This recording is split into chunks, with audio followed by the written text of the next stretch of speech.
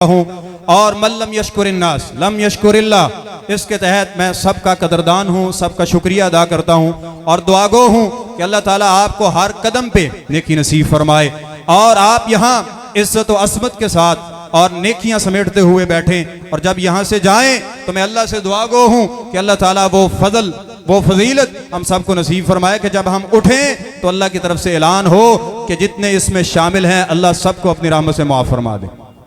आमीन तो कह देना यार। तो अभी अल्लाह के फजल से इंतज़ार की घड़ियाँ ख़त्म हुई और दरस बुखारी के लिए मैं इंतहाई अदब के साथ गुजारिश करता हूँ फजीलतुल शेख मोहतरमुल मकाम फजीलतुल उस्ताद मोहतरम रफ़ीक असरी साहब हाफिज़हुल्लाहु तआला व रहा मत्तअनल्लाहु बितूली हयातिही के अपने कीमती दरस से हमें मुस्तफ़ीज़ फरमाए। फजीलतुल उस्ताद मोहतरम रफ़ीक असरी साहब हाफिज़हुल्लाहु तआला व रहा।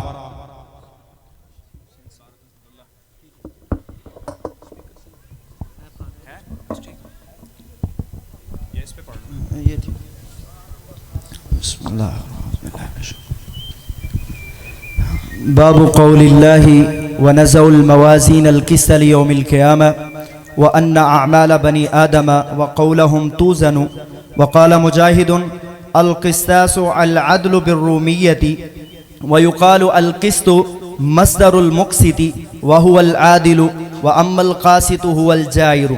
हद्दसना अहमद इब्न अशक़ाब क़ाल हद्दसना मुहम्मद इब्न फ़ुज़ैल अन उमारत इब्निल क़अक़ाई अन अबी ज़ुरअत अन अबी हुरैरत रज़ियल्लाहु तआला अन क़ाल क़ाल अन्नबिय्यु सल्लल्लाहु अलैहि वसल्लम कलिमतानि हबीबतानि इलर रहमान खफ़ीफ़तानि अलल लिसान सकीलतानि फ़िल मीज़ान सुब्हानल्लाहि व बिहम्दिही सुब्हानल्लाहिल अज़ीम।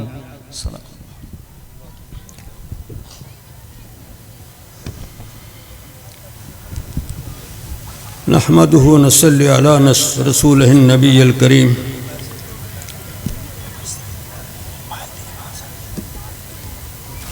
आप हजरात ने इस अज़ीम किताब की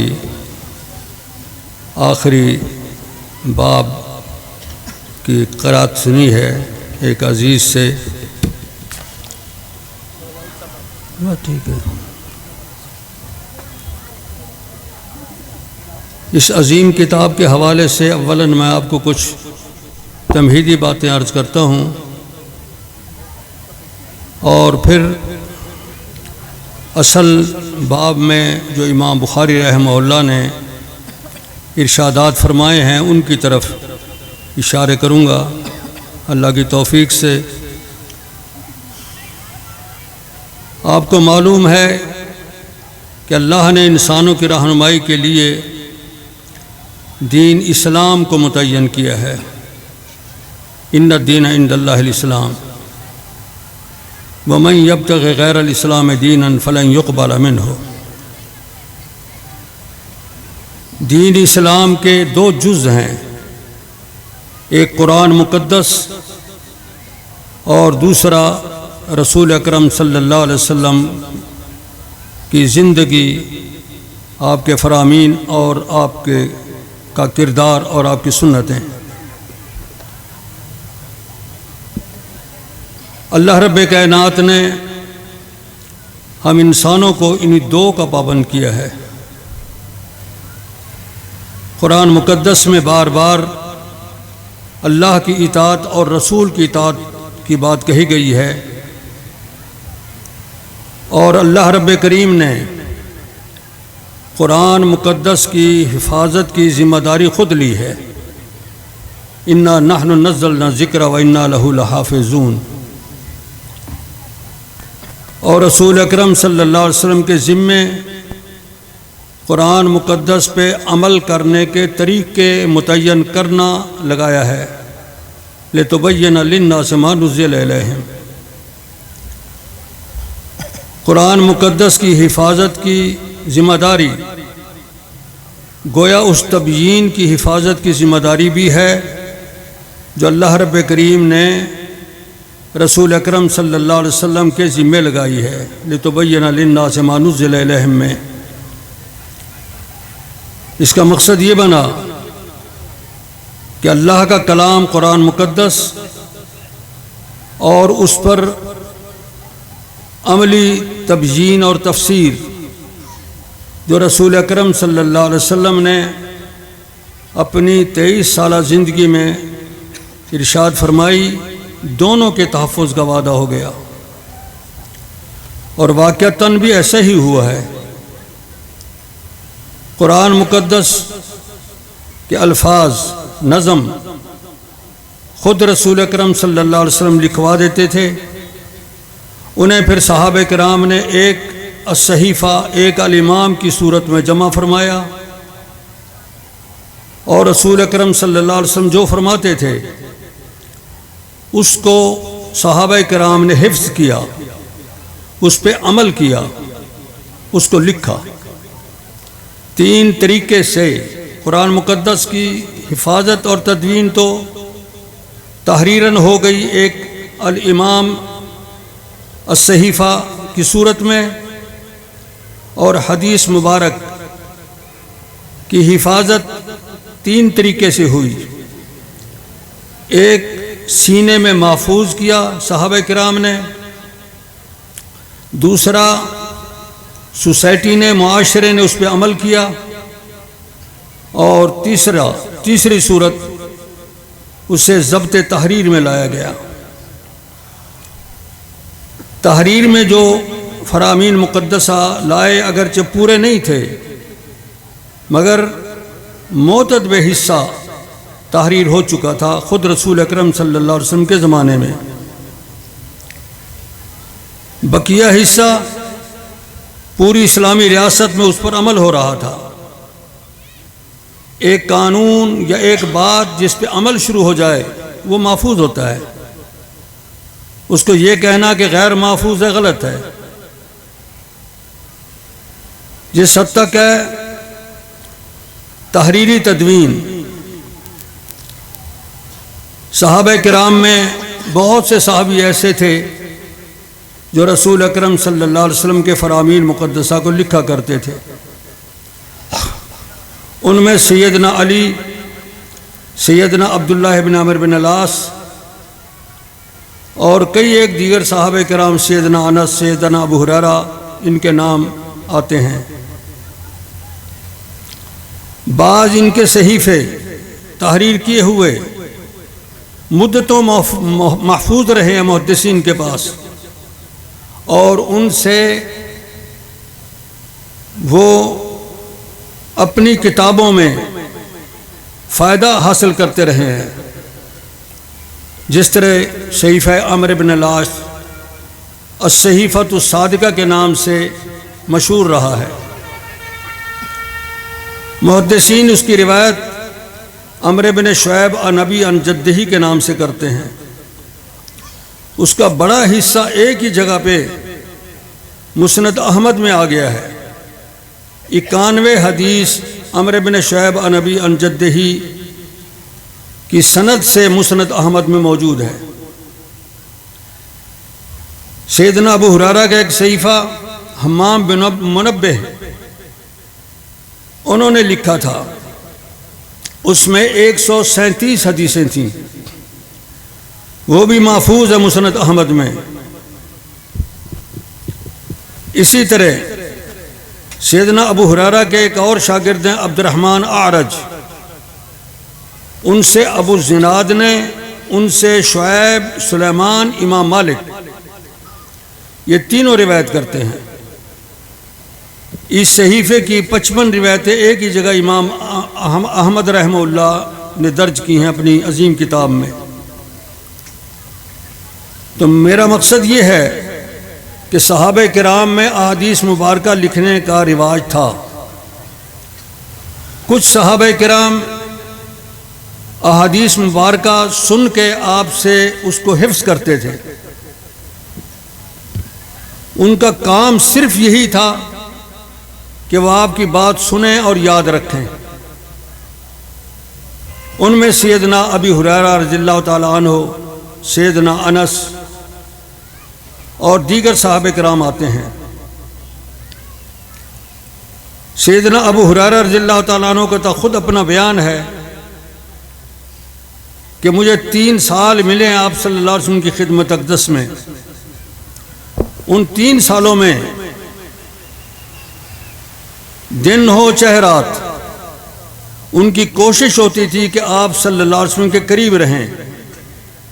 जब आप घर अंदर तशरीफ़ ले जाते तो ये अलग होते, लेकिन जो ही आप बाहर तशरीफ़ लाते तो फिर आपके साथ, ग़ज़वात में भी आपके साथ और मदीना मुनव्वरा में भी आपके साथ। एक दिन अर्ज़ करने लगे, या रसूल अल्लाह सल्लल्लाहु अलैहि वसल्लम, मैं आपकी बातें सुनता हूँ और याद रखने की कोशिश करता हूँ, कुछ बातें मुझे भूल जाती हैं। आपने फरमाया, इस मजलिस में जब तक हम बैठे हैं चादर बिछा ले। उन्होंने चादर बिछा ली। आप इरशादात फरमाते रहे। आखिर में फरमाया कि इस चादर को इकट्ठा करके अपने सीने के साथ लगा ले। चुनांचे उन्होंने ऐसा ही किया। सैयदना अबू हुरैरा रज़ियल्लाहु ताला अन्हु का अपना इरशाद है कि उसके बाद मैं कोई बात भी आपकी ना भूला। गोए दुआ लगी रसूल अकरम सल्लल्लाहु अलैहि वसल्लम की उनको। उनसे सबसे ज़्यादा अहादीस मुबारका मनक़ूल हैं। ये सिलसिला चलता रहा। ताबीन में, तबा ताबीन में बहुत से लोग हिफ्ज़ करते थे। एक बड़ी तादाद ऐसी थी जो लिखते थे। उनके पास ज़ाती याददाश्तें थीं और पूरी इस्लामी रियासत में उस पर अमल हो रहा था। तो 3री सदी तक जब मामला गया, उस वक़्त बड़े बड़े ज़खायर कुतुब हदीस के लिखे जा चुके थे।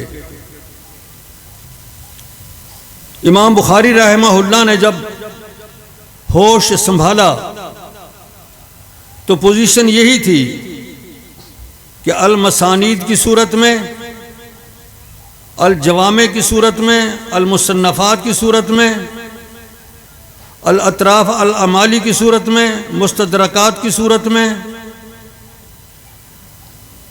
कुतुब अहादीस खासी मुरतब हो चुकी थी, लेकिन उनमें इम्तियाज़ नहीं था। ज़खायर तो इकट्ठे हो गए थे, इस्तिफ़ादे की आसानियाँ नहीं थीं। इमाम बुखारी रहमहुल्लाह के जहन में अल्लाह ने डाला। कुछ असातिज़े गिरामी कदर ने भी इस तरफ तवज्जो दिलाई। अल्लाह रब्बे करीम की तौफीक मिली। उन्होंने उन पूरे ज़खायर में से एक ऐसा मजमुआ तैयार करने की कोशिश की जिस पे कुल्ली तौर पे एतमाद किया जा सकता है। कुल्ली तौर पे उन पे एतमाद करना ये मुमकिन है। एक ऐसा मजमुआ उन्होंने तैयार किया। शुरूत ऐसी रखी कि कोई भी उंगली ना उठा सके कि ये रिवायत गलत है। वो माहौल क्या था, वो पस मंज़र क्या था जिसमें इमाम बुखारी ने यह काम किया, क्योंकि हर लिखने वाला अपने माहौल से मुतासिर होता है।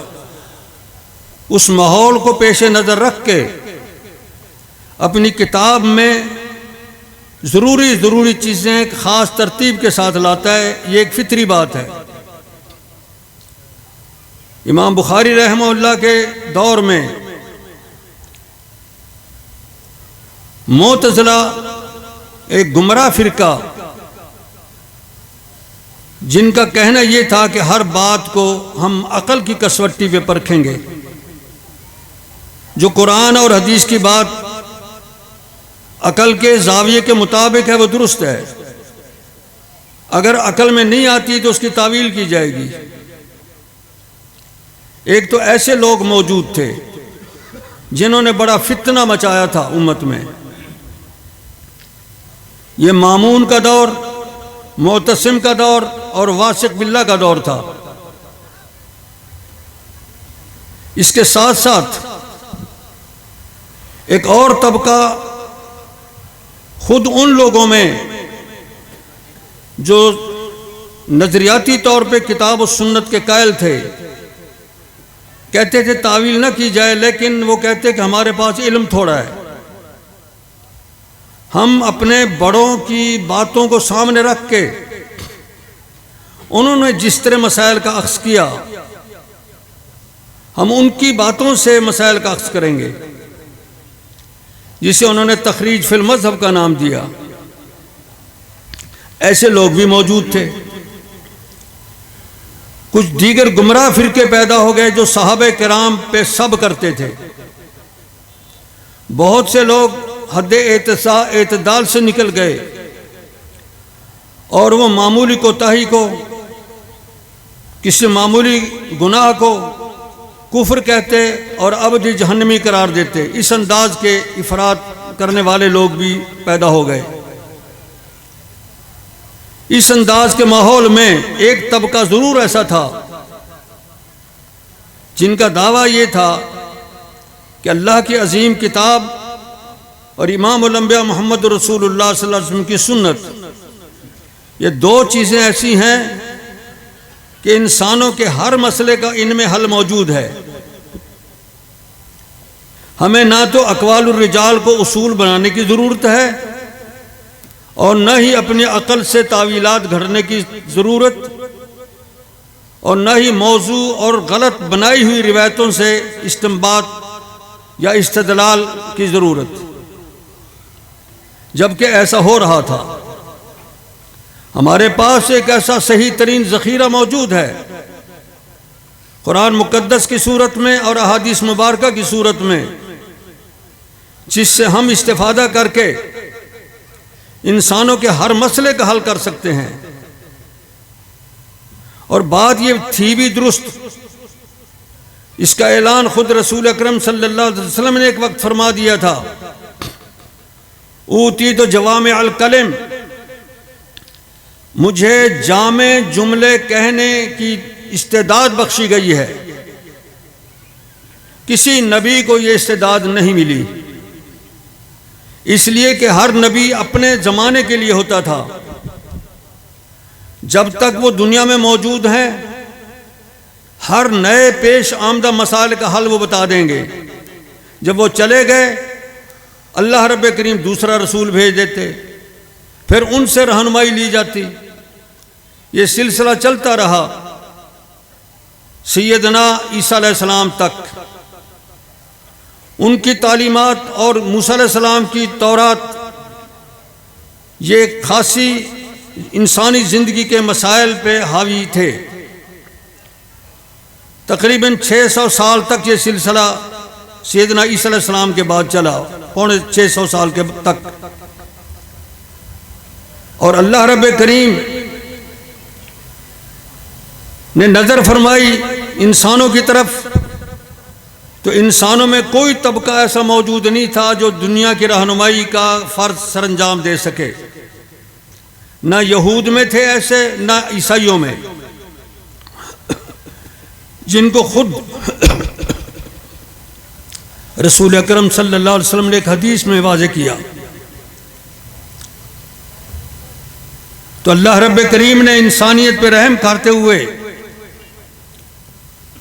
रसूल अकरम सल्लल्लाहु अलैहि वसल्लम को मबूस फरमाया और उन्हें जवामिउल कलम से नवाजा। वो जवामिउल कलम इस अंदाज के हैं कि इंसान, उनकी मुआशरत तब्दील होती रहे, उनके मसाइल नए नए बन जाएं, रस्म व रिवाज नए बने, तिजारत के तरीके नए बने। लेकिन जुमले ऐसे आ गए हैं कि हर दौर में, हर दौर की हर सोसाइटी और हर माशरे में और ज़िंदगी के हर दायरे में रसूल अकरम सल्लल्लाहु अलैहि वसल्लम के फरामीन मुक़द्दसा उन मसाइल का हल करते हैं। ये क़यामत तक सिलसिला रहना है। और चूँकि नबी नहीं आना था, इसलिए आप सल्लल्लाहु अलैहि वसल्लम को जवामिउल कलम से नवाजा गया। मोहतरम साथियों, यही दावा इमाम बुखारी रहमतुल्लाह ने भी किया था अपने शागिर्द के सामने कि इंसानी ज़िंदगी का कोई भी मसला मेरे सामने अगर आ जाए तो मैं उसका हल तुम्हें कुरान और सुन्नत की रोशनी में बता सकता हूं। चंद खफी मसाइल 2-3 मैं आपके सामने रखता हूं, जिससे आप अंदाज़ा लगाएंगे कि एक ऐसा मसला जो सराहतन किताब और सुन्नत में मौजूद नहीं, लेकिन इमाम बुखारी रहमहुल्लाह ने जवामिउल कलम से उनको हल फरमाया। एक मसला पेश हुआ इमाम बुखारी के सामने, अगर कोई ऐसी जगह है जहां ना पानी है ना मिट्टी है, क्या नमाज फर्ज रहेगी? जबकि पानी वुजू के बगैर नमाज नहीं होती। अगर पानी है तो वुजू करे, पानी नहीं तो मिट्टी से तयम्मुम करे। अगर ऐसी जगह आ गई जहां ना पानी है ना मिट्टी है, फिर क्या करे? नमाज फर्ज है या नहीं? उन्हीं के दौर में एक आलिम ने फतवा दे दिया कि अब नमाज फर्ज नहीं है उस पर। लेकिन इमाम बुखारी रहमहुल्लाह ने अपनी इस अजीम किताब में बाब बांधा है कि इज़ा लम यजिद मान वला तुराबन वाजब अलैह सलाह, कि जब पानी भी नहीं पाता मिट्टी भी नहीं पाता नमाज फिर भी फर्ज है। दलील में पेश किया सैयदा आयशा रज़ियल्लाहु ताला अन्हा की वो रिवायत जिसमें वो फरमाती हैं कि हम एक जंग से वापस आ रहे थे, रात को एक जगह पड़ाव डाला। रात के पिछले हिस्से में आपने वहां से चल के ऐसी जगह पहुंचना था जहां पानी था, लेकिन रवानगी के वक्त मैंने बताया आपको कि मेरा हार गिर गया है कहीं। आपने फरमाया ठहरो, हार तलाश करो। हार की तलाश में लग गए और सुबह का वक्त हो गया नमाज का। कुछ लोगों ने नमाज पढ़ ली, सही बुखारी की रिवायत में लफ्ज हैं। तो जब आम लोगों को नमाज पढ़ने का वक्त आया तो उस वक्त आयत उतरी फलम तजिदु माअन फतयम्ममु सईदन तय्यबा, कि अगर पानी नहीं पाते हो तो पाक मिट्टी से तयम्मुम कर लो। पाक मिट्टी पे हाथ मारो, हाथ झाड़ो, हाथों का मसा करो और चेहरे का मसा करो, फिर नमाज पढ़ लो। यह हुक्म नाजिल हुआ। इस रिवायत से इमाम बुखारी ने इस्तेदलाल किया कि अगर पानी भी नहीं मिट्टी भी नहीं तो नमाज फर्ज रहेगी। बज़ाहिर देखें इसमें कोई लफ्ज़ ऐसा मौजूद नहीं है, लेकिन दाद देते इमाम बुखारी रहमहुल्लाह के फ़हम की। उन्होंने ये बात समझी है इस बात से कि आयत के उतरने से पहले जिन लोगों ने नमाज पढ़ ली उनके पास ना पानी था ना मिट्टी थी। पानी तो इसलिए था ही नहीं, मिट्टी इसलिए नहीं कि उनको पता ही नहीं कि मिट्टी से तयम्मुम होता है, अभी उसका हुक्म नाजिल ही नहीं हुआ था। तो इस तरह अगर कोई सूरत बन जाएगी तो नमाज पढ़नी पड़ेगी, नमाज मौकूफ़ नहीं होती। क्योंकि कुछ लोगों ने नमाज पढ़ ली थी, रसूल अकरम सल्लल्लाहु अलैहि वसल्लम ने कज़ा का हुक्म उनको नहीं दिया था, उनकी नमाज हो गई। उन्होंने बग़ैर वुज़ू के नमाज पढ़ी थी, बग़ैर तयम्मुम के नमाज पढ़ी थी, क्योंकि उस वक़्त तयम्मुम का तस्वुर ही नहीं था, गोया मिट्टी थी ही नहीं उनके लिए। यहाँ से इमाम बुखारी रहमहुल्लाह ने बात निकाली कि नमाज फ़र्ज रहेगी अगर ऐसी जगह भी तुम हो जहाँ पानी भी नहीं मिट्टी भी नहीं, नमाज मौकूफ़ नहीं होगी। जिसने ये कहा है कि नमाज ख़त्म हो गई, गलत कहा है। इसी तरह का और मसला इमाम बुखारी रहमहुल्लाह फरमाते हैं, अगर एक आदमी कहता है कि मैंने फलां औरत से निकाह किया तो उसे तलाक। अब कुछ लोगों ने अपने अइम्मा के अक़वाल को पेश नज़र रख के फतवा ये दिया कि उसने ये कलाम की है, उसका ये कलाम शर्त के साथ मशरूत हो गया है। तो जिस तरह वो शर्त बाद में आएगी, ये कलाम भी गोया बाद में आएगी, अभी बोला ही नहीं, हालांकि बोल तो दिया उसने। अब इमाम बुखारी इस वाकई बात को कैसे टाल सकते थे कि ये कहना कि जी शर्त चूक आ गई है लिहाजा कलमा बोला ही नहीं उसने अंते तालिक का, ये तो गलत है, बोल तो दिया है लेकिन वो औरत इसकी नहीं है लिहाजा लग़्व गया लफ्ज़। लेकिन इसकी दलील कहाँ से मिलेगी? जाहिर तो यही है, उसने कहा अगर मैंने निकाह किया फलानी औरत से तो उसको तलाक, तो वाकई अगर निकाह कर लेता है तलाक आ जाएगी, बज़ाहिर इसी तरह लगता है। लेकिन कुरान मुक़द्दस की एक आयत है, उसमें है इज़ा नकाहतुमुल मोमिनात सुम्मा तल्लक़्तुमुहुन्ना, जब तुम मोमिन औरतों से निकाह करो फिर तलाक दो। तो सैयदना इब्न अब्बास कहते हैं कि फिर तलाक सुम्मा ताखीर के लिए, ताक़ीब के लिए होता है, तो निकाह से पहले तसव्वुर तलाक का है ही नहीं। इज़ा नकाहतुम मोमिनात, मोमिनात से निकाह करो, सुम्मा तल्लक़्तुमुहुन्ना, फिर उनको तलाक दो। तो अभी निकाह ही नहीं हुआ, तलाक देना बेमाना है। इस सुम्मा के लफ्ज़ से मालूम होता है कि अगर एक आदमी ये कहता है कि अगर मैंने इस औरत से निकाह कर लिया तो इसको तलाक, ये लफ्ज़ उसका लग़्व गया, बेफ़ायदा गया, कोई फ़ायदा नहीं इसका। और जवामिउल कलम काम कर रहे हैं, सुम्मा के लफ्ज़ ने काम कर दिया। इसी तरह एक आदमी नशे में मदहोश है, धुत है नशे में, नशे की हालत में कह देता है अपनी बीवी को किसे तलाक है। एक तबका कहता है कि तलाक आ जाएगी क्योंकि उसके मुंह से तलाक निकल गई अपनी बीवी के लिए, चूंकि उसने नशा किया था, नाजायज़ काम किया था, इस बिना पर उसको सहूलत नहीं मिलनी चाहिए, सज़ा मिलनी चाहिए, लिहाजा बीवी गई, उसकी तलाक हो गई। लेकिन इमाम बुखारी फरमाते हैं रसूल अकरम सल्लल्लाहु अलैहि वसल्लम का ये जामे जुमला कहाँ जाएगा, इन्नमल अमालु बिन्निया, कि कोई भी अमल काबिल एतबार होता ही नहीं जब तक दिल का इरादा ना हो। दिल के इरादे के बगैर तो एक इंसान अगर अल्लाह को गाली दे बैठता है जबर की बुनियाद पे, वो भी अल्लाह माफ करता है, उसका भी एतबार नहीं होता। इरशाद है कुरान मुकद्दस में कि अगर तुम्हारे दिलों में इत्मीनान है, तुमने गलत लफ्ज़ कह दिए हैं तो अल्लाह माफ़ करेगा तुम्हें, उसका एतबार नहीं किया जाएगा। इन्नमल अमालु बिन्निया। इस अंदाज के जामे फ़िक्रे, जामे जुमले किताब और सुन्नत में मौजूद हैं जो हमारे लिए रहनुमाई का काम करते हैं। यह आम उमूमी ज़िंदगी की बात नहीं।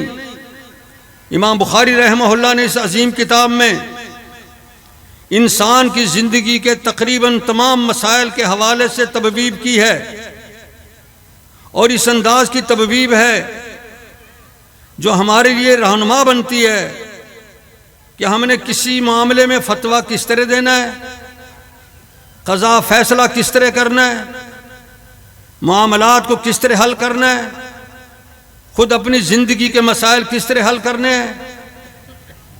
आप इबादात में किताबुस सलात का मुताला फरमाएं, अक़ायद में किताबुल ईमान का मुताला फरमाएं, तिजारात में बुयू का मुताला, इजारात का मुताला, मुसाक़ात का मुताला, मुज़ारात का मुताला, और क़ज़ा और फ़ैसले अदालती निज़ाम में अहकाम का, किताबुल अहकाम का मुताला, और किताब व सुन्नत से इस्तिंबात के तुरुक किताबुल इत्तिसाम बिल किताब व सुन्ना में मुतय्यन कर दिया इमाम बुखारी ने रहमहुल्लाह। यह अजीम किताब कोई मामूली किताब नहीं, क़यामत तक आने वाले इंसानों के लिए यह रास्ते मुतय्यन करती है कि तुमने किस तरीके से मसाइल को हल करना है। हल भी करना है तो रसूल अकरम सल्लल्लाहु अलैहि वसल्लम के फरामीन लफ्ज़ों में से हल करना है। इसी बुनियाद पे एक एक हदीस 35 जगह आई है। बाज हदीसें 35 जगह, बाज 32 जगह, बाज 25 जगह, बाज 19 जगह। क्यों लाते हैं इमाम साहब? हदीस के मुख्तलिफ अल्फाज से इस्तिंबात करते हैं। कभी एक लफ्ज़ से इस्तिंबात है, आगे जाके दूसरे लफ्ज़ से इस्तिदलाल है, आगे जाके तीसरे लफ्ज़ से इस्तिदलाल है। इसी तरह उन्होंने क़यामत तक आने वाले इंसानों के लिए एक रास्ता मुतय्यन कर दिया है कि इस तरीके से तुमने इस्तिंबात करना है और इस्तिखराज मसाइल करना है। मुअतज़िला ने उम्मत में खलफशार पैदा कर दी थी अकायद के हवाले से।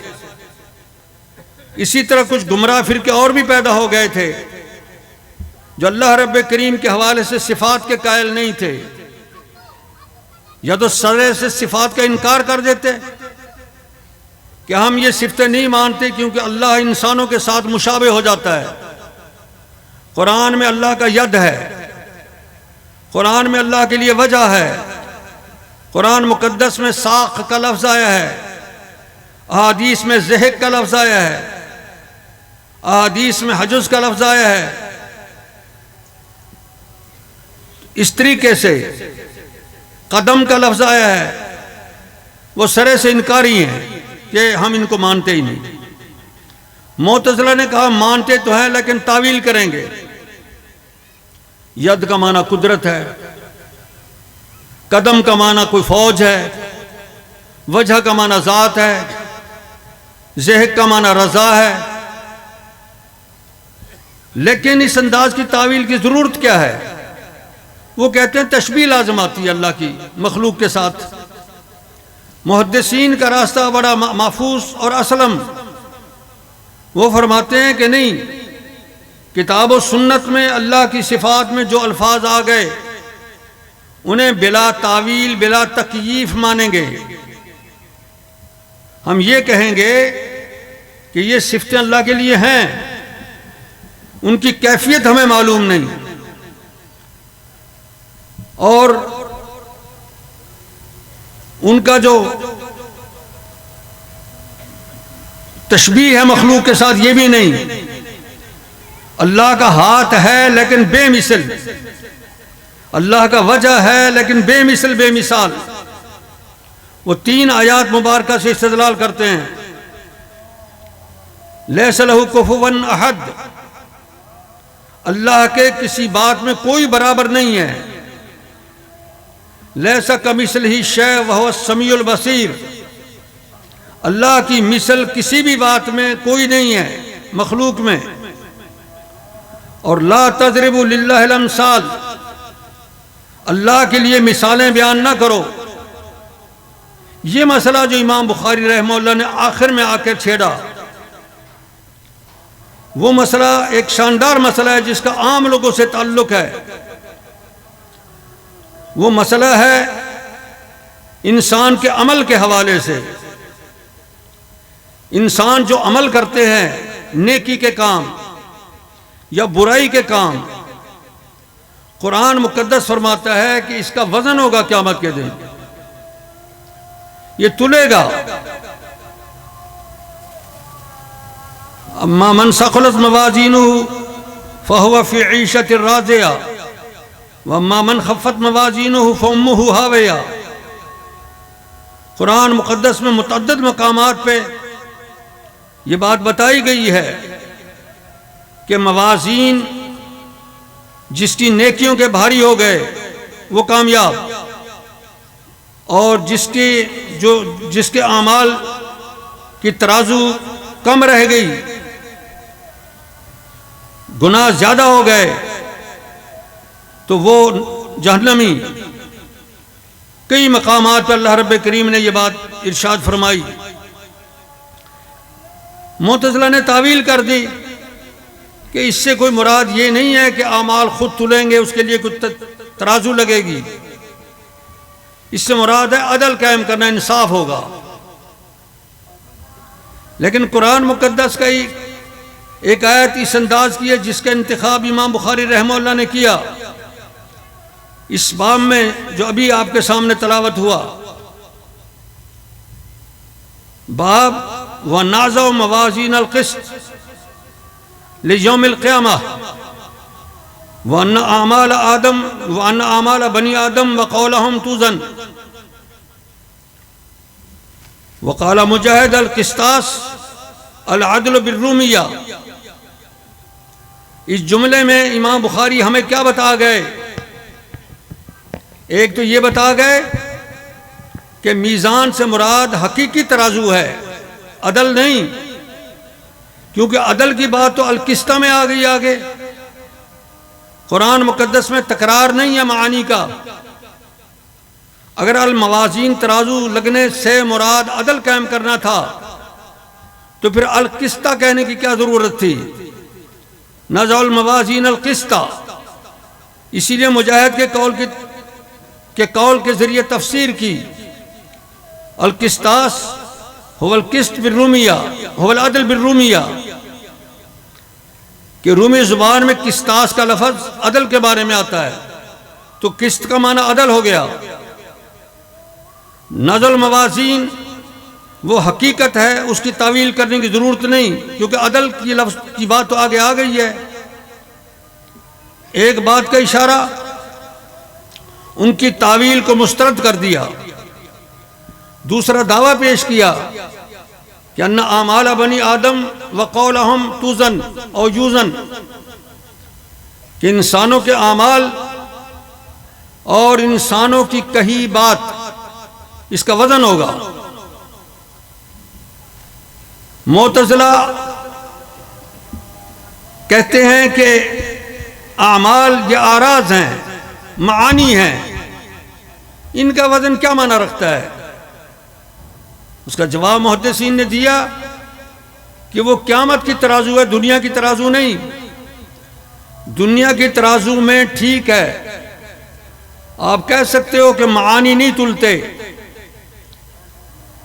मानी नहीं तुलते, लेकिन आखिरत की तराजू में तुलेंगे, खुद मानी भी तुलेंगे। नमाज एक बेहतरीन अमल है। एक इंसान की नमाज इतनी खूबसूरत होती है कि उसे मुकम्मल नमाज की हैसियत मिलती है। कुछ ऐसे होते हैं जिनकी नमाज को कमतर दर्जा मिलता है, कुछ ऐसे होते हैं उससे भी कम दर्जा मिलता है। ये दर्जा बंदियां हैं, क़यामत की तराजू उससे वजन कर लेगी कि कितने वजन की इसकी नमाज थी, उसमें उस कमी को पूरा कराया जाएगा नवाफिल से। इसलिए दुनिया की तराजू पर क़यामत की तराजू को क्यास नहीं करना चाहिए। ये तो अहादीस मुबारका में सराहत से बताया गया है कि बाज़ आमाल दुनिया के क़यामत को इंसानों को खुद नजरेंगे। मसलन एक आदमी ज़कात नहीं देता, क़यामत के दिन उसका ज़कात न देना, उसका कंजूसी करना, ये अजदहा और सांप की सूरत इख्तियार कर जाएगा। उसका माल उसके गले में उसके गले में लटक जाएगा, उसके चेहरे को डसेगा और कहेगा अना कंज़ु का अना मालो का अना तफिर्रु मिन्नी। कहाँ भागेगा? मैं तेरा खजाना हूँ, मैं तेरी जायदाद हूँ जो दुनिया में बनाई थी, और मुझे तूने खर्च नहीं किया था अल्लाह के रास्ते में, मैं तेरी वही जायदाद हूँ। तो वो कंज जो दुनिया का खजाना था सांपों की शक्ल में उसको डसेगा। इसी तरह एक आदमी धोखेबाज है, गदरा है, उसका गदरा झंडे की शक्ल में उसके पीछे लगा दिया जाएगा। लोग देखेंगे और कहेंगे ये गदरा इसके पुष्ट के पीछे लगा हुआ है। तो क़यामत के अहवाल को दुनिया के अहवाल पर क्यास करना गलत है। इसलिए फरमाया इन आमाल बनी आदम व क़ौलहुम तुज़न, इंसानों के अमाल और इंसानों का कौल तुलेगा। ये कौल की बात इमाम बुखारी ले आए यहां। वो एक मसला छेड़ दिया था इमाम अहमद बिन हम्बल के दौर में। इमाम अहमद से मुअतज़िला ने ये कोशिश की मनवाने की बज़ोर बताकत हुकूमत कि कुरान मखलूक है, अल्लाह का कलाम कदीम नहीं। अल्लाह ने कुरान को पैदा किया है, पैदा करके जिब्रील के जरिए नबी पाक के दिल पर उतारा है। जिस तरह आम मखलूक होती है, यह भी एक मखलूक है कुरान। यह नजरिया झूठा नजरिया था और तबाहकुन नजरिया था। कुरान मुकद्दस कुरान को अल्लाह का कलाम बताता है। अल्लाह के कलाम को मखलूक कहना, यह उसकी सिफत को मखलूक कहना है। और किसी मौसूफ की सिफत जो है, जो मौसूफ कदीम है, उसकी सिफत को मखलूक कहना, हादिस कहना, यह खुद मौसूफ को हादिस कहने वाली बात है। आम लोग शायद ये बात ना समझ पाए, मैं अपने अजीज साथियों को बता रहा हूं कि कुरान मुकद्दस को जो उन्होंने मखलूक करार दिया, इसके खौफनाक नताइज थे। इमाम अहमद बिन हम्बल रहमहुल्लाह और उनके साथी डट गए कि हम नहीं मानते ये बात। गिरफ्तार कराया गया, मोतसिम के जमाने में दबाव डाला गया। मामून के जमाने में, मोतसिम के जमाने में गिरफ्तार करके सजाएं दी गई, कोड़े बरसवाए गए इमाम अहमद रहमहुल्लाह पे। पूरे उसके दौर में सजाएं मिलती रहीं। इमाम अहमद नहीं माने कि कुरान अल्लाह का कलाम है, उसकी सिफत है। मखलूक कहना गुनाह है और बिदअत है और कुफ्र है। वासिक के ज़माने में नरमी हुई कुछ और उन्हें नज़रबंद कर दिया गया घर में कि बाहर तुम मत निकलो, ताकि आम लोग तेरे अकीदे से मुतासिर न हों। लेकिन आप देखते हैं इमाम अहमद का नज़रिया इस वक्त दुनिया इस्लाम में मौजूद है। जिन्होंने जबर किया था, हुकूमती जबर, वो खुद भी मिट गए, उनके नाम भी मिट गए और उनके नजरिए भी मिट गए। कौन जानता है वासिक, मोतसिम और मामून को, सिवाय बाज तारीख पढ़ने वालों के। लेकिन इमाम अहमद बिन हम्बल का नाम तो पूरी दुनिया में गूंज रहा है।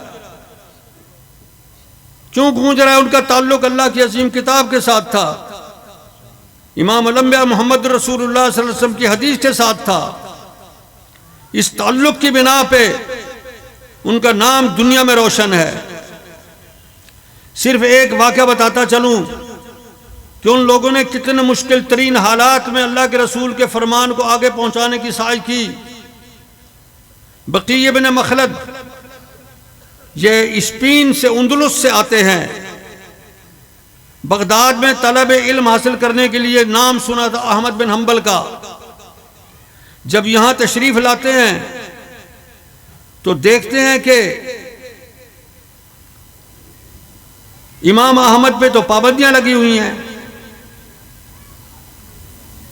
अब इमाम अहमद रहमहुल्लाह से किस तरह इस्तिफादा करें? उन्होंने दरवेशाना लिबास पहना और एक कशकोल हाथ में लिया। सुबह जाके इमाम अहमद के दरवाजे पे सदा लगाई, अल फज़्लु लिल्लाह। इमाम अहमद ने समझा कोई दरवेश फकीर है, कोई मांगने आया है, रोटी ले आया देने के लिए। चुपके से कहते हैं, इमाम जी मैं शागिर्द हूँ, आप जब आया करें हदीस पढ़ते आया करें, सनद पढ़ते आया करें, मैं सुनूंगा। जाया करें, एक सनद और एक हदीस सुना दिया करें, मैं याद रखूंगा। ये मेरा बहाना है कशकोल का। आप पे पाबंदी लग चुकी है हुकूमत की तरफ से, आप बाहर आके रिवायतें नहीं बयान कर सकते। आप मेहरबानी करें मेरे साथ। चुनांचे ये तरीका शुरू हो गया। वो रोज़ाना आते, अल फज़्लु लिल्लाह की निदा लगाते। इमाम अहमद वहीं से हदसना फलां, हदसना फलां, हदसना फलां हदीस बयान करते, हदीस रसूल पाक सुनाते और एक हदीस जाते वक्त सुना देते। इस तरीके से वो दो दो हदीसें रोज़ाना लेने लग गए। ये था उन लोगों का अंदाज इल्म हासिल करने का। हुकूमत मुखालिफ थी, आम पब्लिक कुछ नहीं कर पा रहे थे।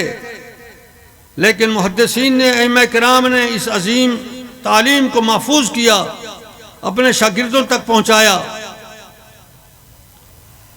वो बकी इब्न मखलद कोई मामूली शख्स नहीं बने, मुहद्दिसीन में बहुत बड़ा शुमार होता है उनका।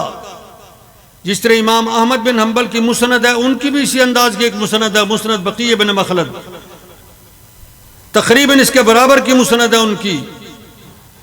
वो बहुत बड़े इमाम है, वो भी इमाम बकी इब्न मखलद। तो मेरा मकसद ये है कि इतना मुश्किल तरीन हालात में इमाम अहमद ने अपने नजरिए को नहीं छोड़ा। वो नजरिया क्या था? कुरान मुकद्दस के हवाले से कि ये कदीम है, मखलूक नहीं। यहां से एक बात निकल पड़ी इमाम बुखारी के दौर में। फिर इमाम बुखारी शागिर्द है इमाम अहमद के, इनका तबका बाद में है कि हम जो कुरान मुकद्दस पढ़ते हैं, एक तो कुरान अल्लाह का कलाम है, एक हमारा पढ़ना। ये हमारा पढ़ना ये मखलूक है या नहीं?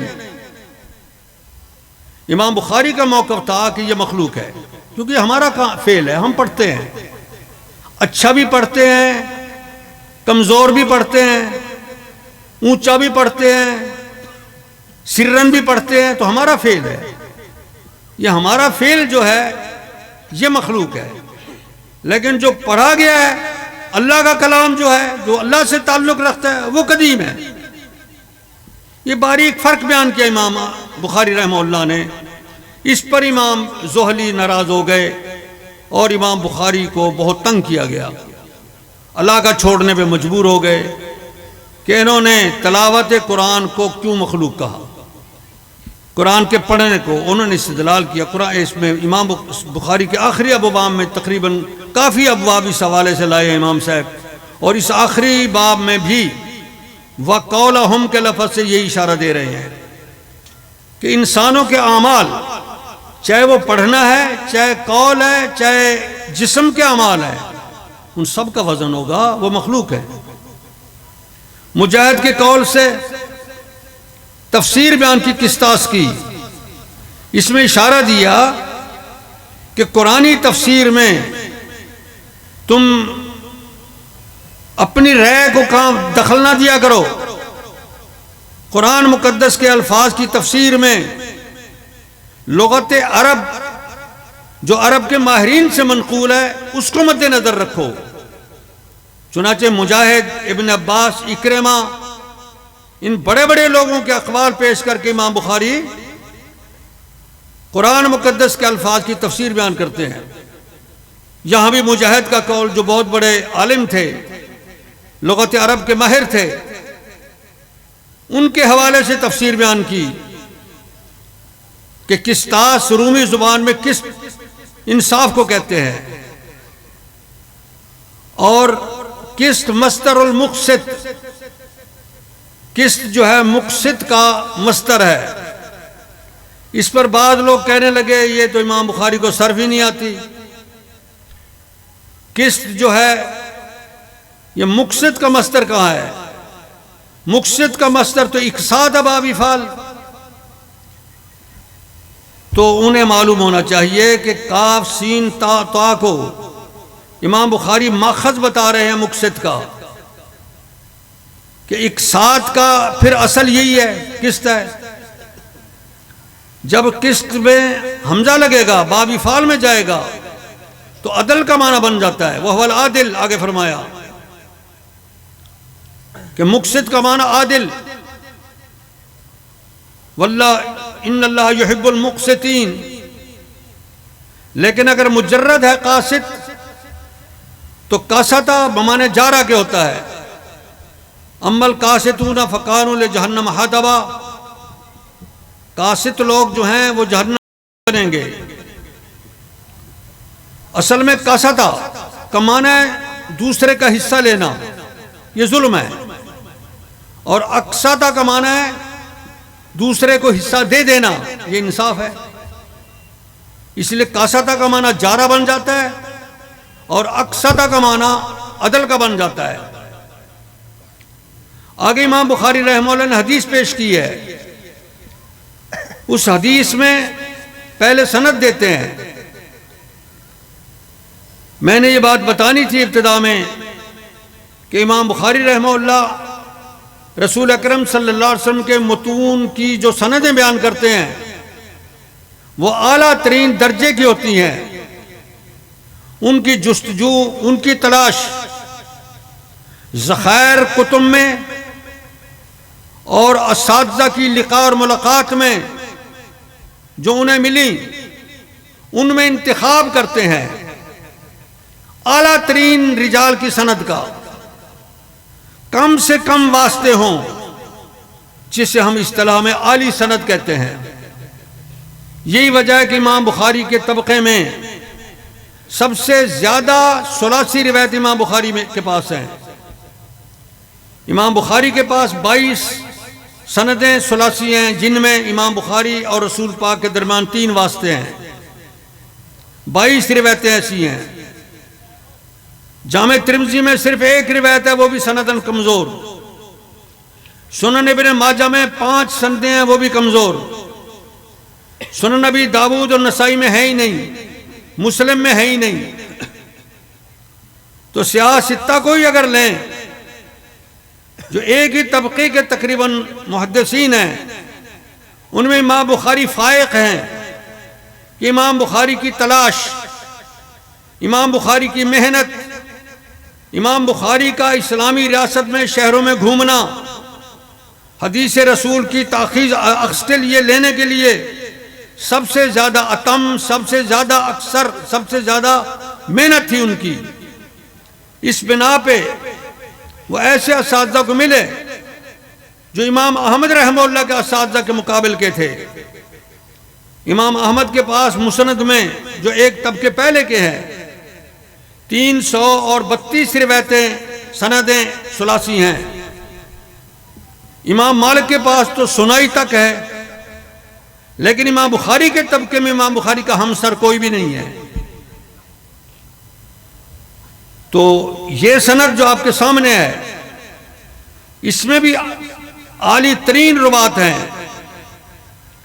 अहमद बिन इश्काब बहुत बड़े मुहद्दिस थे। इनकी मुताबत की है इमाम बुखारी की मुसनद में ही इमाम कुतैबा ने, इमाम ज़ुहैर बिन हर्ब ने। 2 दूसरे मौक़े में यह हदीस लाया इमाम बुखारी। जिस तरह मैंने पहले अर्ज की कि हदीस के मतन के मुख्तलिफ अल्फाज से इमाम बुखारी मुख्तलिफ इस्तिदलाल फरमाते हैं और मसाइल अख्ज़ करते हैं। इस हदीस से भी 3 मसाइल अख्ज़ फरमाए। किताबुल ऐमान वन नुज़ूर में लाए और किताब फज़लुत तस्बीह में लाए, दावात में, और किताब रद्दुल जहमिया इस आखिरी रिवायत में।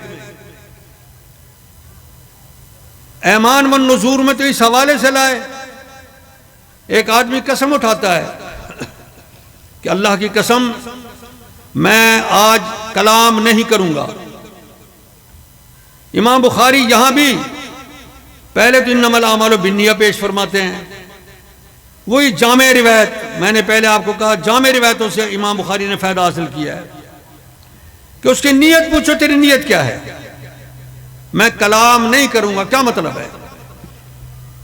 अगर मतलब है लोगों से नहीं बोलूंगा तो नमाज पढ़ता है कसम नहीं टूटेगी, अल्लाह का जिक्र करता है कसम नहीं टूटेगी, लोगों से बोलता है कसम टूट जाएगी, कफारा देना पड़ेगा। इन्नमल आमालु बिन्निया। अगर वो कहता है मेरा मकसद था मुंह से कुछ भी नहीं बोलूंगा, कोई कलाम नहीं करूंगा, तो वो अगर अल्लाह का जिक्र करता है, सुभान अल्लाह कहता है, अल्हम्दुलिल्लाह कहता है, कसम टूट गई, उसे कफारा देना पड़ेगा, क्योंकि ये भी कलाम है। इस हदीस में आता है कलिमतान खफीफतान सकीलतान फिल मीज़ान। कलिमतान का अलग रसूल ने इनको कलिमतान के लफ्ज़ से इस्तेमाल हो गया। सुभान अल्लाह व बिहम्दी सुभान अल्लाहिल अज़ीम, ये भी कलमे हैं, जुमले हैं। उसने कहा मैं कलाम नहीं करूंगा, लिहाजा कलाम तो कर ली, लिहाजा कसम टूट गई। इससे इस्तेदलाल कलिमतान के लफ्ज़ से। फज़लुत तस्बीह में लाए दूसरे उस्ताद की रिवायत, और वो फिर उमारा बिन काका से, उसमें तस्बीह की फजीलत है। 3 खूबियां बताई हैं तस्बीह की, सुभान अल्लाह व बिहम्दी सुभान अल्लाहिल अज़ीम की। एक ये कि ये कलमे रहमान को महबूब हैं, एक फजीलत। दूसरा जुबान पे आसान है, और तीसरा क़यामत के दिन मीज़ान में भारी होंगे। ये तस्बीह की फजीलत होगी, इसलिए बाबू अबवाब दावात बाबू फजल तस्बीह में ले आए। लेकिन सनद बदल दी ताकि तकरार न बने रिवायत का। मकसद भी मुख्तलिफ और हदीस भी मुख्तलिफ, यानी सनद मुख्तलिफ। तीसरा मकाम यही है जहां अहमद बिन इश्काब से रिवायत लाए हैं। इश्काब को मुनसरिफ भी पढ़ते हैं, गैर मुनसरिफ भी पढ़ते हैं। जो इस लफ्ज़ को अजमी कहते हैं वो अजम और अलम की बुनियाद पे गैर मुनसरिफ करार देते हैं। जो अरबी बनाते हैं वो कहते हैं मुनसरिफ है। ये याद रहे कि एक मोहम्मद बिन इश्काब भी है रुवात में। शायद कोई समझे वो भाई था, इनका भाई नहीं था, वो और शख्स है। अहमद बिन इश्काब ये मोहम्मद बिन फुज़ैल से रिवायत कर रहे हैं। असल रिवायत मोहम्मद बिन फुज़ैल से है, यहां से फैल गई है। इमाम बुखारी के 3 उस्ताद हैं जो इस रिवायत को बयान करते हैं। इमाम तिरमिज़ी इनमें से एक उस्ताद ज़ुहैर से भी रिवायत करता है और दूसरे रुवात से भी रिवायत करते हैं। इसी तरह इमाम नसाई दावात में और इमाम मुस्लिम, ये तमाम मुहद्दिसीन इस रिवायत को लाए हैं अपने अपने असातिज़ा से। सब मोहम्मद बिन फुज़ैल पे इकट्ठे हो जाते हैं। मोहम्मद बिन फुज़ैल से ऊपर उमारा बिन काका और उनसे ऊपर अबू ज़ुरा, हरिम नाम है उनका। उनसे ऊपर है सैयदना अबू हुरैरा। अबू हुरैरा अब्दुर्रहमान है इनका नाम। इसी बुनियाद पे एक नुक्ता आफरीनी किया एक मुहद्दिस इब्न नासरुद्दीन ने। उनकी किताब है बड़ी ज़बरदस्त इसी हदीस की तफसीर में, वजाहत में, शरह हदीस अत-तस्बीह इब्न नासरुद्दीन रहमहुल्लाह की। वो फरमाते हैं अजीब इत्तेफाक है इसमें कि सिवाय अबू हुरैरा और रसूल पाक के बाकी सारे रवात कूफे के हैं। अहमद बिन इश्काब भी कूफी थे, मोहम्मद बिन फुज़ैल भी कूफी हैं, उमारा बिन काका भी कूफी हैं और हरम साहब भी कूफी हैं। सैयदना अबू हुरैरा और इमाम उलमा मोहम्मद रसूलुल्लाह ये मदनी है। एक तो लतीफ़ा सनद में ये बना इत्तेफाक। दूसरा ये बना कि हर एक के नाम में मीम है। अहमद बिन इश्काब में अहमद में मीम, मोहम्मद बिन फुज़ैल में मोहम्मद में मीम, उमारा बिन काका में मीम, और अबू ज़ुरा जिनका नाम हरिम है उसमें भी मीम, अबू हुरैरा जिनका नाम अब्दुर्रहमान है उसमें भी मीम, और मोहम्मदुर रसूलुल्लाह उसमें भी मीम, बल्कि डबल मीम। ये भी एक अजीब इत्तेफाक है। ये इब्न नासरुद्दीन ने लताइफ बयान किए हैं। उनका फरमान है कि इस हदीस के जुमले जो हैं वो कलाम अरबी के हवाले से उनमें बड़ी मुहस्सनात पाई जाती हैं। बलीग कलाम में बाज़ तौजीहात ऐसी होती हैं जिनमें कलाम इंतहाई खूबसूरत बन जाता है। उसमें मलाहत पैदा हो जाती है, उम्दगी पैदा हो जाती है। जिस तरह तजनीस है, मुतकाबिल अल्फाज का इस्तेमाल है, तो इस अंदाज की उन्होंने मुहस्सनात बदिया इसका नाम दिया जाता है। 30 से ज्यादा लिखी हैं इस एक हदीस के अंदर।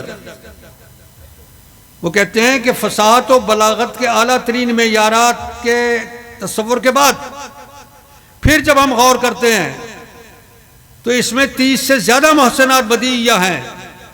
आइए जरा हदीस का मफहूम समझते हैं। हदीस में सब भाइयों बहुत बड़ी बात फरमा दी गई है। इन्नमल अमालु बिन्नियात में फरमाया था कि अल्लाह के दीन पर अमल जिस नीयत से करोगे वो मिलेगा। पहली हदीस, इस आखिरी हदीस में फरमा दिया कि पूरी किताब में शरीयत इस्लामिया तुम्हारे सामने आ गई, अकायद भी, इबादात भी, मुआमलात भी, और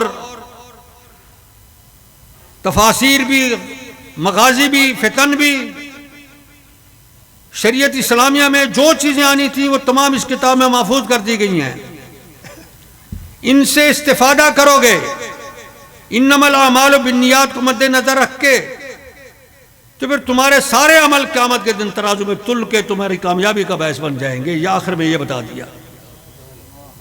कलिमतान, दो जुमले हैं, खफीफतान अलल लिसान हबीबतान इलर रहमान। पहले वो दो जुमले हैं, रहमान को प्यारे हैं। खफीफतान अलल लिसान, जुबान पर आसान है। सकीलतान फिल मीज़ान, क़यामत की मीज़ान में भारी। वो दो जुमले भारी बन जाएंगे क़यामत की मीज़ान में जब आएंगे। अल्लाह का नाम जहां आ जाए कोई चीज़ उसका हम वजन नहीं बन सकती। लेकिन मुहद्दिसीन कहते हैं एक शर्त है, एक आदमी बदकिरदार है, अमली जिंदगी में शिरक है, अमली जिंदगी में बिदात हैं, अमली जिंदगी में हराम खोरी है, अमली जिंदगी में फ़राइज़ की तरफ से, फ़ज़ाइल के हवाले से, फ़राइज़ के हवाले से बेइतनाई है, तवज्जो कामिल नहीं। लेकिन वो जब फंसता है फिर कहता है यार कोई वजीफ़ा बताओ, मैं इस फसोड़ी से निकलूं किसी तरह। उलमा वजीफ़ा बताते हैं कि ये वजीफ़ा कर ले, वो वजीफ़ा कर ले, वो वजीफ़ा कर ले, ये वजीफ़ा भी कर। ज़ाहिदीन, सालिकीन, मुहद्दिसीन कहते हैं फ़ायदा नहीं मिलेगा उसको, क्योंकि उसकी अमली ज़िंदगी इन जुमलों को अल्लाह के पास नहीं ले जाती।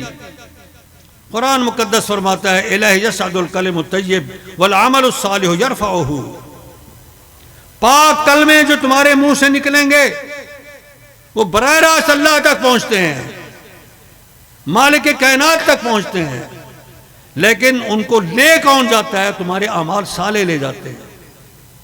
अगर नमाज नहीं है, हलाल खोरी नहीं है, तौहीद का सही तसव्वुर, तवक्कुल अल्लाह नहीं है, तो तुम्हारी जुबान से ये कलमे यहीं फिरते रहेंगे, अल्लाह के पास जाते ही नहीं। इलैहि यसअदुल कलिमुत तय्यिब वल अमलुस सालिहु यरफ़उहु। रसूल अकरम सल्लल्लाहु अलैहि वसल्लम की ये हदीस मुबारक जो आपने सुनी अजीज़ों से, सैयदना अबू हुरैरा अकेले हैं इन अल्फाज की रिवायत में, लेकिन ये माना दूसरे सहाबा किराम भी लाए हैं जुज़वी तौर पे। सैयदना अबू ज़र की रिवायत में एक जगह है अहब्बल कलाम इलल्लाह सुबहान अल्लाह व बिहम्दिही या सुबहान अल्लाहिल अज़ीम। अल्लाह को महबूब कलाम सुबहान अल्लाहिल अज़ीम है। यहां फरमाया सकील मीज़ान में, खफीफ जुबान पर, रहमान को महबूब। वहां फरमाया अहब्बुल कलाम इलल्लाह सुबहान अल्लाहिल अज़ीम, यहां फरमाया सुबहान अल्लाह व बिहम्दिही सुबहान अल्लाहिल अज़ीम। तो इन अल्फाज की रिवायत में सैयदना अबू हुरैरा अकेले हैं, मुतफर्रिद है। चूंकि सिका है, सिकाई नहीं औसक तरीन है, इसलिए इनकी बात पे एतबार है। और अबू ज़र ग़िफ़ारी की रिवायत इसकी मुअय्यद बन गई है। दीगर सहाबा किराम से भी ये रिवायत मौजूद है, इसके मानी जुज़वी। एक हदीस में आता है, अज़कार के हवाले से आखिरी बात कहता चलूँ, अफ़ज़लु ज़िक्र ला इलाहा इल्लल्लाह, सबसे बेहतरीन जिक्र ला इलाहा इल्लल्लाह का है, सबसे बेहतरीन जिक्र। यहां फरमाया अहब्बुल कलाम इलल्लाह सुबहान अल्लाह व बिहम्दिही, बज़ाहिर तज़ाद है लेकिन तज़ाद नहीं, ये दोनों जुमले लाज़िम मलज़ूम हैं। सुबहान अल्लाह व बिहम्दिही में क्या कहा कि मैं अल्लाह की तंज़ीह बयान करता हूं हर ऐब और नक्स से, उसमें कोई नक्स नहीं है, उसमें कोई ऐब नहीं है, वो ऐब और नक़ाइस की सिफात से पाक है, लिहाजा उसके सिवा कोई माबूद नहीं। ला इलाहा इल्लल्लाह आ गया। सुबहान अल्लाह दलील ला इलाहा इल्लल्लाह पर। ला इलाहा इल्लल्लाह दावा कि अल्लाह के सिवा कोई इबादत के लायक नहीं। क्यों? सुभान जो वो है, पाक जो वो है, कमालात का जामे जो वो है, और नकायस से मुनज़्ज़ा जो वो है, इस बिना पे उसके सिवाय माबूद और कोई है ही नहीं। भाइयों, ये तंज़ीह और ये तहमीद ये अज़कार में रुकन है। रसूल अकरम सल्लल्लाहु अलैहि वसल्लम ने एक और हदीस में फरमाया, आमी साथियों के हवाले से अर्ज करता चलूँ, ये आखिरी बातें दो तीन। रसूल अकरम सल्लल्लाहु अलैहि वसल्लम ने फरमाया, जो आदमी रात को सोता अल्लाह का जिक्र करके रात के किसी हिस्से में उठता है, फिर उसकी मुंह से, उसकी जुबान से निकलता है सुबहान अल्लाह वल्हम्दुलिल्लाह वला इलाहा इल्लल्लाह वल्लाहु अकबर वला हौला वला कुव्वता इल्ला बिल्लाह, ला इलाहा इल्लल्लाह वहदहु ला शरीका लहु लहुल मुल्कु व लहुल हम्दु युहयी व युमीत व हुवा अला कुल्लि शैइन क़दीर, अल्लाहुम्मा अग़फ़िर ली। एक तो अल्लाह उसकी मग़फ़िरत फरमा देते हैं, दूसरा वो इसके बाद जो अपने लिए मांगेगा वो कबूल फरमाते हैं। रात के किसी वक्त उठें, लंबी रातें हैं, ये जिक्र करें, ये अरकान में बुनियादी अरकान है। सुबहान अल्लाह वल्हम्दुलिल्लाह ला इलाहा इल्लल्लाह वल्लाहु अकबर वला हौला वला कुव्वता इल्ला बिल्लाह। इसमें तस्बीह भी है, इसमें तहमीद भी है, इसमें तकबीर भी है, इसमें तहलील भी है और है अला भी है। ये सारे अज़कार इसके अंदर मौजूद हैं। बड़े जामे और मुख्तसर अल्फाज से ये अल्लाह के रसूल ने हमें जिक्र सिखाया है। इसको याद करें और अल्लाह को याद करें ताकि क़यामत के दिन हमारी तराजू भारी हो जाए। रसूल अकरम सल्लल्लाहु अलैहि वसल्लम ने फरमाया, सबसे भारी वज़न इन पाक कलिमात का होगा या अच्छे अखलाक का होगा। अल्लाह रब्बे करीम से दुआ है, अल्लाह कमल हाकिमीन हमें सीधे रास्ते पर चलने की तौफीक अता करे। ये बच्चे बुखारी शरीफ इन्होंने पढ़ी है, इनको मैं आखिर में तलकीन करूँगा कि आप यूँ ना समझे कि हम मुकम्मल हो के फ़ारिग हो गए हैं। ये फ़ारिग होना सिर्फ इस्तिलाही लफ्ज़ है। दर हकीकत जिम्मेदारियाँ अब आपके ऊपर आई हैं। आपने इस अजीम किताब में जो कुछ पढ़ा है इस पर ख़ुद अमल करना है और ये लोगों तक पहुँचाना है। इबलाग की जिम्मेदारी आपकी बन गई है। जिस इलाके में आप रहते हैं, अल्लाह पाक की हिकमत ये है कि जिस इलाके में कोई होता है उस इलाके में से इंतखाब करके अगर किसी को वो अपनी किताब और सुन्नत का इल्म देता है तो सुन्नतुल्लाह ये मालूम होती है कि वो उस इलाके में लोगों की सलाह करे।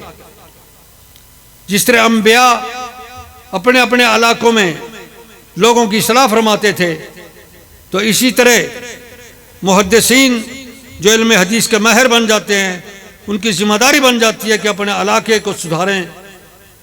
आप जो काम करें, ज़िंदगी के जिस दायरे में जाएं, उसमें ना भूलें कि आपको अल्लाह की अजीम किताब का इल्म है और अहादीस मुबारका का इल्म है।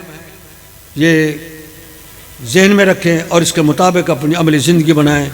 अमल से ज़िंदगी बनती है, जन्नत भी और जहन्नम भी। वाखिर दावाया अनिल हम्दुलिल्लाहि रब्बिल आलमीन।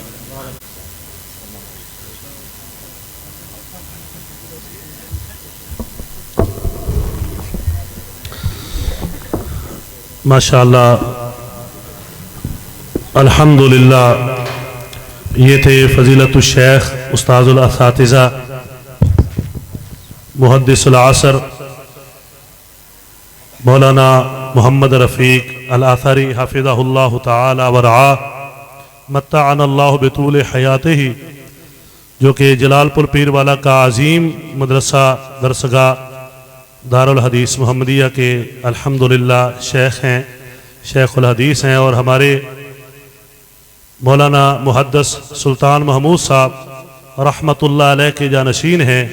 अल्लाह ताला इनको सेहत व सलामती वाली ज़िंदगी अता फ़रमाए और अल्लाह ताला इनको दुनिया और आखिरत में अजीम कामयाबियाँ अता फ़रमाए। मैं अल्हम्दुलिल्लाह, आप देख रहे हैं कि स्टेज पर मुल्क के नामवर उलमाए किराम इस वक्त तशरीफ़ फरमा हैं। हज़रत अल्लामा सैयद सबतैन शाह साहब नक़वी हफ़िज़हुल्लाह और इसी तरह ख़तीब पाकिस्तान हज़रत मौलाना हाफ़िज़ मोहम्मद बिन यामीन आबद साहब हफ़िज़हुल्लाह और बहुत सारे दीगर उलमाए किराम, जिनमें हमारे इलाके की पहचान मोहतरम जनाब प्रोफेसर सईद मुज्तबा सईदी साहब हफ़िज़हुल्लाह, और दूर दराज से बहुत सारे अल्हम्दुलिल्लाह शयूख़ किराम इस वक्त तशरीफ़ फरमा हैं। अभी एक मुख्तसर इन बच्चों की दस्तारबंदी की तकरीब है। हम अपने मुअज़्ज़ज़ मेहमानान गिरामी की मौजूदगी का फ़ायदा उठाते हुए इंशाअल्लाह इनकी दस्तारबंदी करते हैं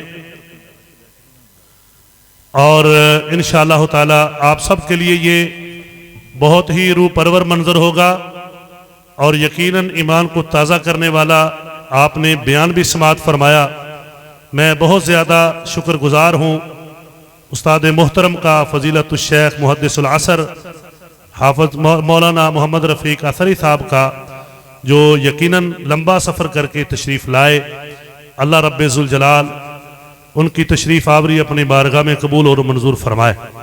तो ये 7 उलमाए किराम अल्हम्दुलिल्लाह इस साल, जिन्होंने मोहतरम फ़ज़ीलतुल शेख शफ़क़तुर रहमान रंधावा साहब हफ़िज़हुल्लाह, जो शेखुल हदीस हैं मरकज़ हाज़ा के, उनसे सहीहुल बुखारी पढ़ी है। और यकीनन ये साल कोरोना का आपके सामने सारा मसला रहा, तलीमी तौर पे बहुत ज़्यादा नुकसान हुआ, लेकिन इसके बावजूद अल्हम्दुलिल्लाह अपनी बसात और ताकत के मुताबिक ये काम किया गया है। दुआ करें अल्लाह ताला इन इदारों को अपनी बारगाह में इनकी मेहनतें कबूल भी फरमाए और हर किस्म की साजिशों से अल्लाह ताला महफूज फरमाए। ऊँची आमीन कह दें ज़रा। माशाल्लाह आप अल्हम्दुलिल्लाह बड़े ज़ौक़ व शौक़ से हर साल तशरीफ़ लाते हैं और ये आपकी मोहब्बत है दीन के साथ, इन दीनी इदारों के साथ, हमारे साथ। ये दीनी मोहब्बत इंशाअल्लाह कामयाबी है। तो मैं अपने भाई मोहतरम मौलाना तनवीरुल इस्लाम साहब